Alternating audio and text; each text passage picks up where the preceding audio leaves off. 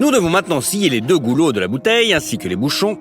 Ensuite, nous les poncerons et les collerons avec un pistolet à colle. C'est ainsi que l'on fabrique un petit récipient. Vous allez voir. La colle. Tchac. On peut y ranger par exemple des cartes mémoire. Et le gros avantage est qu'il est complètement étanche. Il suffit de le sortir de l'eau et d'éliminer l'humidité. Pas mal, non? Retirez les cartes. Et comme vous pouvez le constater, aucune goutte n'a pénétré à l'intérieur. Parfait pour les espions. Prenons quelques rondelles d'acier et mettons-y une vis dans chacune d'elles. On visse les vis dans la planche en laissant un petit espace. Mettez maintenant la lame d'un canif entre les rondelles et vissez les vis jusqu'à la butée. En plaçant une demi-bouteille en plastique sur cette construction, vous pouvez la transformer en une très longue bande de plastique en quelques secondes. Et sans grand effort, cette bande peut facilement supporter un poids important. Nous coupons le goulot de la bouteille ainsi que le bouchon. Maintenant, nous prenons un sac de céréales. Nous enlevons le couvercle et nous faisons passer le sac. Nous redressons les bords et nous vissons le bouchon. Il est maintenant beaucoup plus facile de vider le sac de céréales. Et le couvercle garde les céréales à l'intérieur du sac. À l'abri des insectes. Parfait pour la datcha. Il nous faut maintenant 2 bouchons en plastique. Faites des marques sur les 2 côtés pour qu'elles correspondent à la taille du téléphone. Coupez ensuite l'excédent à partir de ces marques. Nous fixons les bouchons ensemble à l'aide d'un pistolet à colle. Prenons maintenant une bouteille pleine et fermons-la avec un couvercle entier. Posons un téléphone dessus. Vous avez maintenant un trépied improvisé. Plutôt pratique. Et si vous coupez le haut de la bouteille, vous pouvez l'utiliser comme support pour votre téléphone. Pendant que vous regardez nos vidéos, par exemple.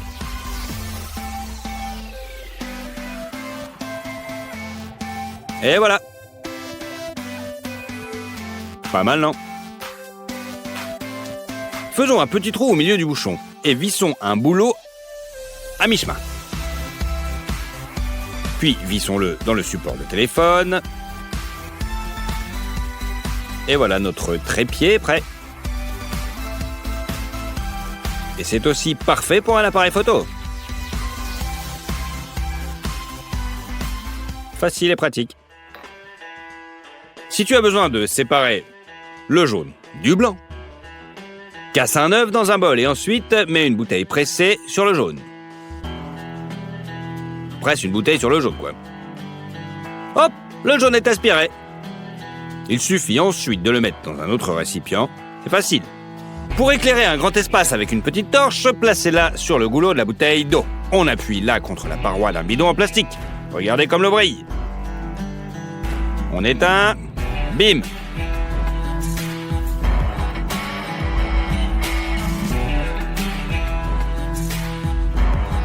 Pour ne pas nous laisser distraire pendant que nous tricotons, nous allons prendre une bouteille en plastique et la couper en 2. Dans une moitié, on met notre pelote. Et dans l'autre, un contrepoids. On les combine. Maintenant, la pelote n'ira nulle part.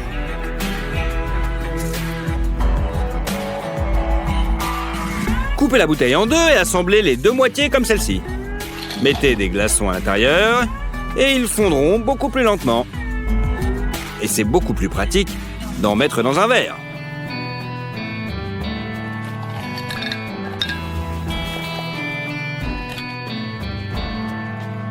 Pas mal, non?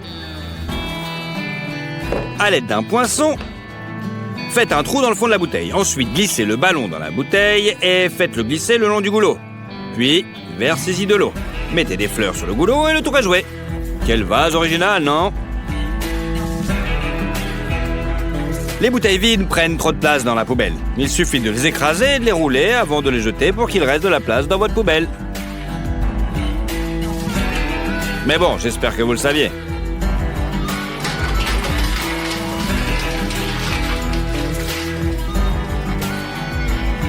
Il y a même des bouteilles faites exprès.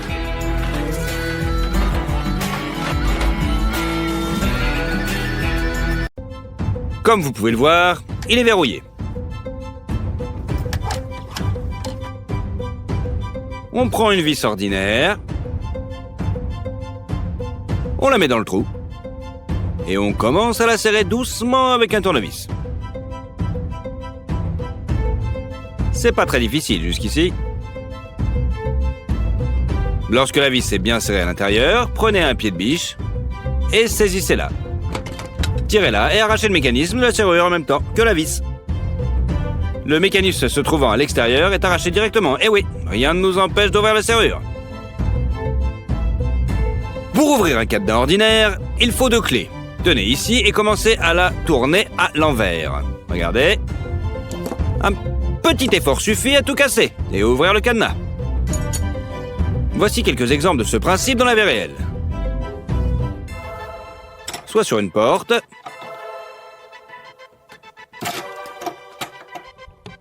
soit sur un portail. Et si la serrure est trop grande, ajoutez une butée supplémentaire entre les clés. Simple comme bonjour. Un petit peu plus compliqué, mais la serrure s'aide quand même.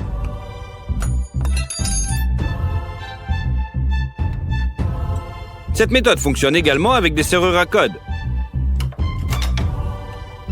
Si la serrure ne cède pas, essayez de changer la position des clés de manière à ce que la pression soit dirigée vers la partie supérieure de l'anse.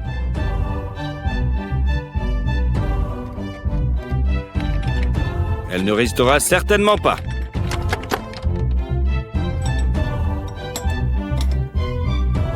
Et oui, cette méthode fonctionne avec le cadenas, mais même si elle demande beaucoup plus d'efforts avec toutes les serrures précédentes. Cette méthode est universelle, mais après cela, le cadenas sera déjà mis hors service.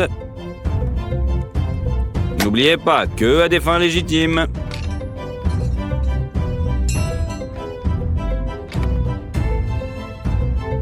Et voilà. Pas mal, non?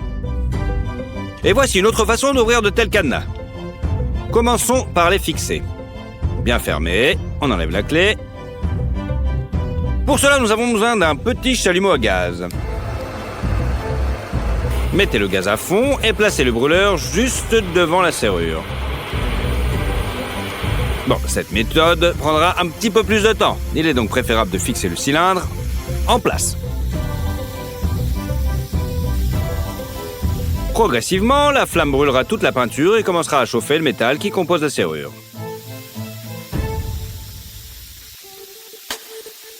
Lorsque la température devient critique, la serrure fond et se fissure progressivement.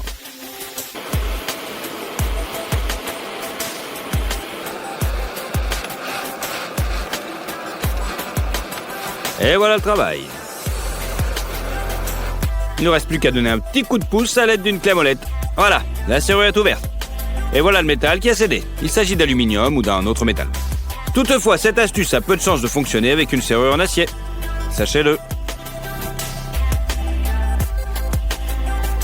C'est plutôt joli, non?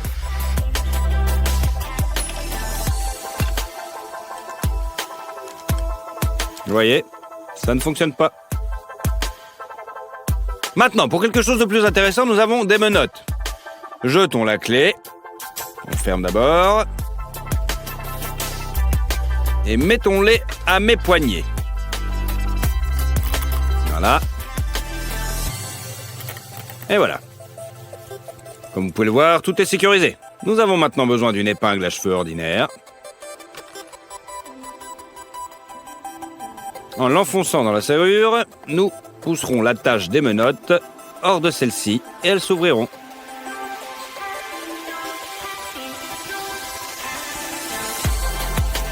Avec une main libre, c'est encore plus facile. En chevauchant les fils à l'intérieur, la barrette empêche les menottes de fonctionner correctement. C'est tout.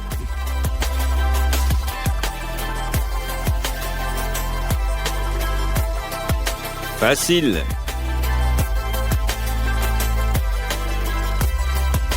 Avis aux voyous.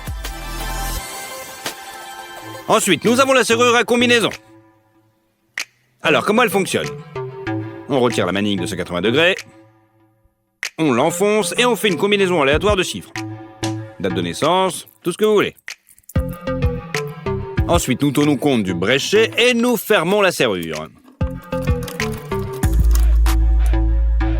Si l'on réarrange les chiffres, la serrure est fermée. Pour l'ouvrir, il faut d'abord aligner les chiffres et tirer la serrure vers l'arrière, ce qui la bloque dans cette position.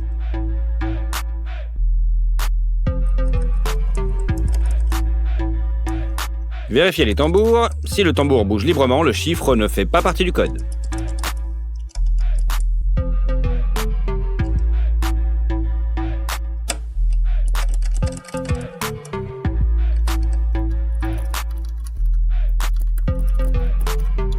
S'il est serré, vous avez deviné le chiffre. Vous devez maintenant choisir le bon chiffre pour chaque tambour, ce qui peut prendre un certain temps.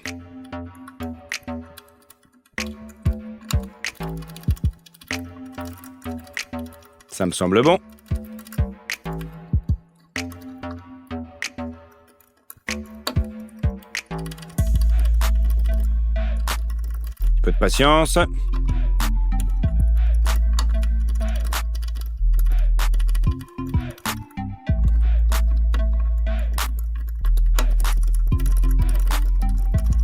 Jusqu'à la serrure s'ouvre enfin. Et surtout, après cela, la serrure reste intacte. Nous allons maintenant vous montrer comment fabriquer un cadenas à partir d'une boîte de conserve en alu. Nous avons besoin d'une petite plaque sur laquelle nous faisons 2 entailles peu profondes. Nous plions les côtés et nous arrondissons la partie centrale avec des ciseaux. Nous fermons maintenant notre serrure d'essai à l'aide de la clé. On pousse notre petit système dans le mécanisme. Cela demande un peu d'effort, mais la serrure devrait s'ouvrir. Et voilà, si la serrure a 12 ouvertures, nous avons besoin de 2 petits systèmes.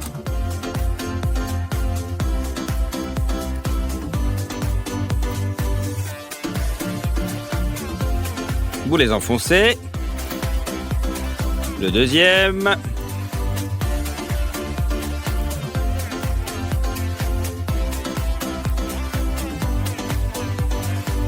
Puis vous ouvrez la serrure d'un coup sec.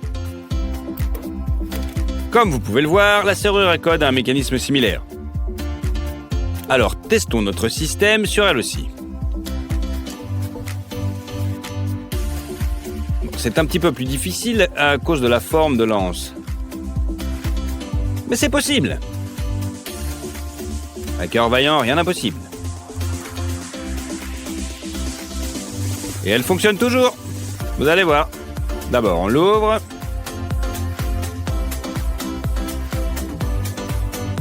On enfonce. Un peu plus difficile. Non.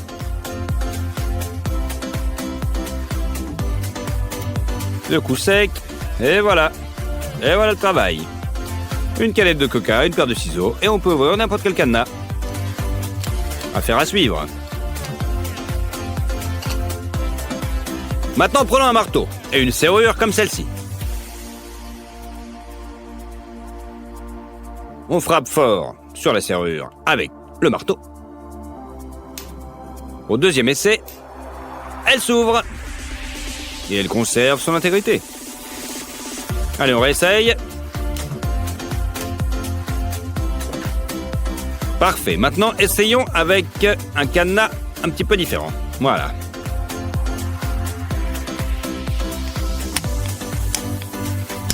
Malheureusement, nous avons beau frapper comme des bourrins, la serrure reste fermement fermée. Prenons maintenant un trombone ordinaire et redressons l'une de ses extrémités. Vous avez maintenant besoin d'une pince fine pour créer cette forme. Le deuxième trombone est plié dans le même sens et la boucle est pliée aussi. Voilà comment fabriquer un crochet à serrure. Testons-le en pratique.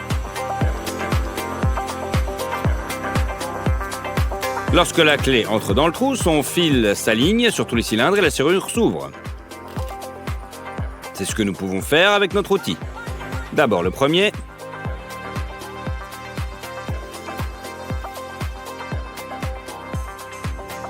n'est pas aussi facile que ça en a l'air, mais ça marche.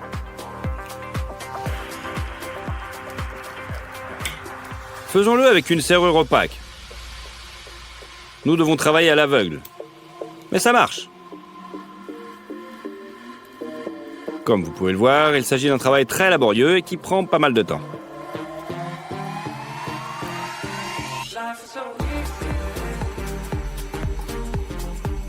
Pour le rendre plus rapide, il faut juste s'y habituer. Mais ensuite, n'importe quelle serrure fonctionnera.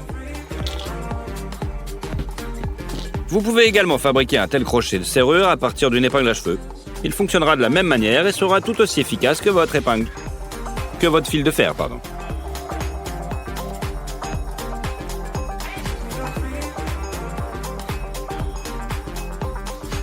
On appuie. On passe. Et voilà le travail. Prenez un cadenas bon marché et fermez-le. Du côté du mécanisme, commencez à gratter progressivement la couche supérieure de zinc à l'aide d'un tournevis. À un moment donné, vous verrez les silhouettes des cylindres sur le boîtier. Prenez alors une perceuse fine et commencez à scier les cylindres. Percez. Après cela, le mécanisme se désagrège, il ne reste plus qu'à tourner le trou de forage avec un tournevis. Voilà. Et comme par magie, la serrure s'ouvre.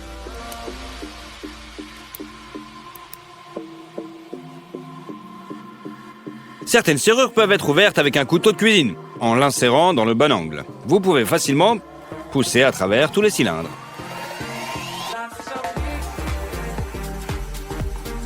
Il suffit de tourner, la serrure s'ouvrira. Il est bien sûr plus difficile d'ouvrir à l'aveugle, mais si vous avez les compétences nécessaires, vous pouvez ouvrir n'importe quelle serrure. Les serrures ne se cassent pas. Vous pouvez donc continuer à les utiliser.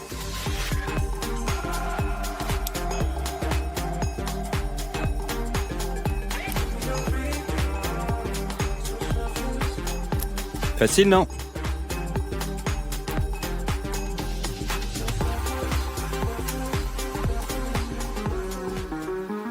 Maintenant, prenez une épingle. Nous glissons l'épingle dans le trou. Et essayons de sentir les cylindres.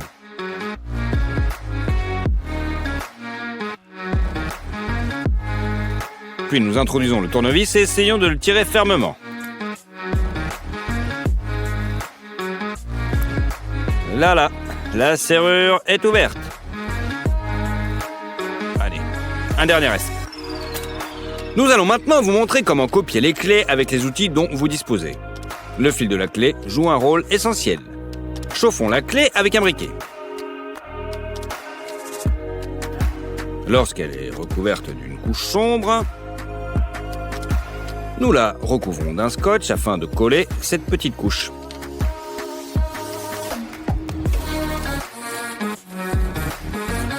Le motif est ainsi imprimé sur le scotch et nous le transférons maintenant sur la carte en plastique.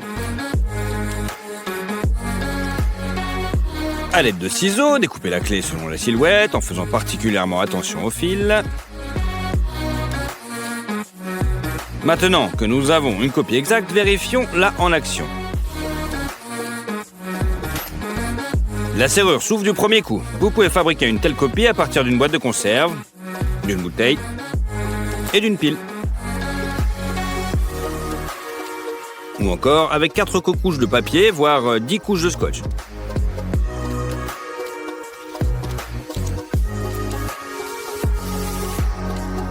Un tournevis est utile pour les répliques en matériaux souples, pour tourner le trou. Mais sinon, elles font un excellent boulot.